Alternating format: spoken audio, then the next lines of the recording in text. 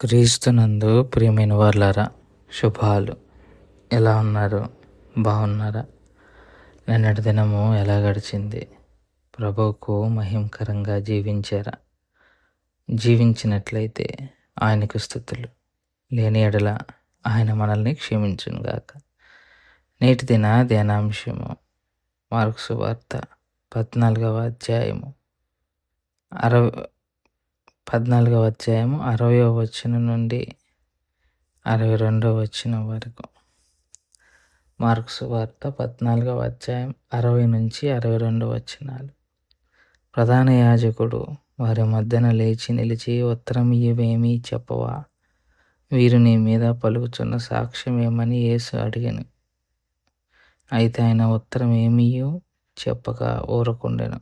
తిరిగి ప్రధాన యాజకుడు, పరమాత్మని కుమారుడు అయిన క్రీస్తువు నీవేనా అని ఆయనను అడగగా, యేసు, అవును నేనే. మీరు మనిషి కుమారుడు సర్వశక్తిమంతుని కుడిపార్శ్వమున కూర్చుండి ఉండుట, ఆకాశం మేఘారూఢుడై వచ్చుటయు చూచెదరని చెప్పాను. దేవుని వాక్యాన్ని మన వెనికిడిలో దీవించి ఆశీర్వదించుగాక. చదవబడిన లేఖన భాగాన్ని పరిశీలన చేసుకుంటే, యేసుక్రీస్తు ప్రభు వారి మీద అబద్ధ సాక్ష్యాల మీద అబద్ధ సాక్ష్యాలు, సాక్ష్యాల మీద సాక్ష్యాలు ఆయన మీద మోపటంతో ప్రధాన యాజకుడు లేచి, ఏంటి కాంగుంటావు? ఏమి మాట్లాడవా? నీ మీద మోపుతున్న సాక్ష్యాలు ఏంటి అని ఒక రకమైన ఒక కోపము, ఫ్రస్ట్రేషన్తో అడుగుతాడు. దానికి యేసయ్య ఏం మాట్లాడటం. ఎందుకంటే ఒకటి ప్రవచనం నెరవేర్పు, ఆయన ఏం మాట్లాడటం.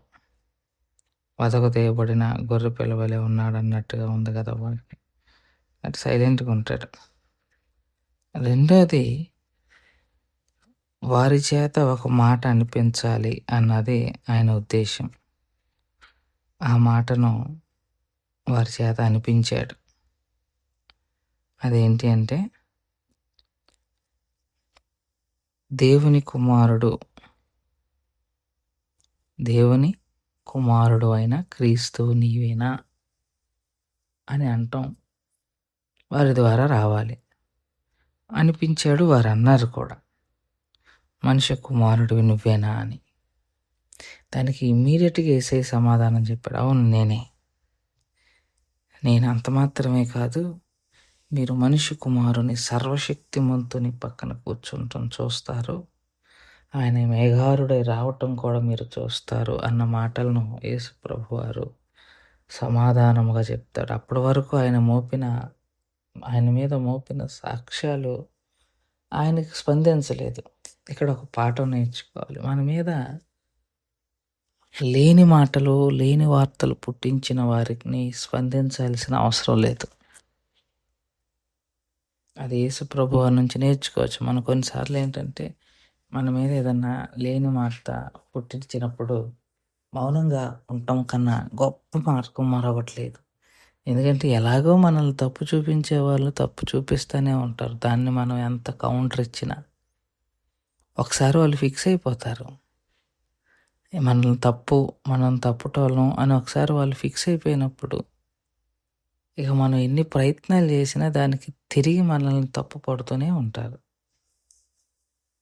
నేనైనా నువ్వైనా కొన్నిసార్లు మనం అంతే చేస్తుంటాం. నేను అలాగే చేస్తుంటాను. అవతల వాళ్ళని తప్పు నిరూపించడానికి ఎంత దూరం వెళ్తాం. ఆ టైంలో అవతల వాళ్ళు తప్పును నిరూపించే ప్రయత్నం ఎంత చేసినా దాన్ని తప్పుగానే చూస్తాం. అలాగే యేసుప్రభు వారు అప్పుడు మాట్లాడకపోవటానికి గల కారణం ఏంటంటే, అనవసరం మాట్లాడి ఇప్పుడు మాట్లాడుతున్నారు. ఎందుకంటే ఇది నిజం. ఏది నిజం? నువ్వు మనిషి కుమారుడువేనా?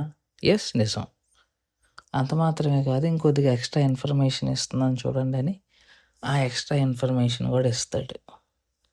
సో పాఠాలు నేర్చుకోవాలి. అలాగే ఈ శాస్త్రులు, పరిచయులు ఎంత దూరం వెళ్ళారు అనటానికి ఇంకొకటి కారణం ఏంటంటే, వారు ఎట్టి పరిస్థితుల్లో ప్రాణం పోయిన నోటితో దేవుని పేరును వ్యర్థంగా ఉచ్చరింపరు. ప్రాణం పోయినా గానీ. అందులో సిన్హెద్రిన్ సభలో అలాంటి వాళ్ళు చేయరు. కానీ మాట్లాడారు. అంటే ఏదో రకంగా యేసు ప్రభువుని చిక్కుపెట్టి దాని ద్వారా అతన్ని ఇరికించాలని. అదే చేసాడు. తర్వాత వచ్చినోళ్ళు గమనించుకుంటే బట్టలు చింపుకొని గొడవ చేసుకోవడం. ఇవి మనం రేపు జ్ఞాపకం చేసుకునే ప్రయత్నం చేద్దాం. ఇక్కడ యేసు ప్రభువారిని మాట్లాడకపోవటానికి గల కారణం ఎంత తప్పు సాక్ష్యాల గురించి మాట్లాడినా ప్రయోజనం లేదు. ఎందుకంటే వాళ్ళు ఎలాగో తప్పుడు సాక్ష్యాల ద్వారా తప్పుడోడని చూపించాలని ఫిక్స్ అయిన వాళ్ళ విషయంలో మనం ఎంత ప్రయత్నం చేసినా ప్రయోజనం లేదు. రెండోది యేసయ్య మౌనంగా ఎందుకున్నాడంటే వారు అడగాల్సినవి ఇంకా ఉన్నాయి. వాటిని అడగనివ్వాలి. ప్రవచనం నెరవేర్పు కోసం అలాగని జరగాలి. సో, ప్రభువులో నుంచి మనం అనేకమైన పాఠాలు నేర్చుకోవాల్సిన అవసరత ఉంటుంది. అవి నేర్చుకోవాల్సిన వారమై ఉన్నామని మనవి చేసుకుంటూ ఈ మాటలను ఇంతటితో ముగించుకుంటున్నాను. దేవుడు దీవించి ఆశీర్వదించును గాక. ప్రార్థన చేసుకుందాం. మమ్మల్ని మిక్కిలిగా ప్రేమించిన మా ప్రియ పరలోకపు తండ్రి, మీ పాదాలకు స్తోత్రాలు. చెప్పబడిన వాక్యాన్ని బట్టి మీకు స్తోత్రాలు.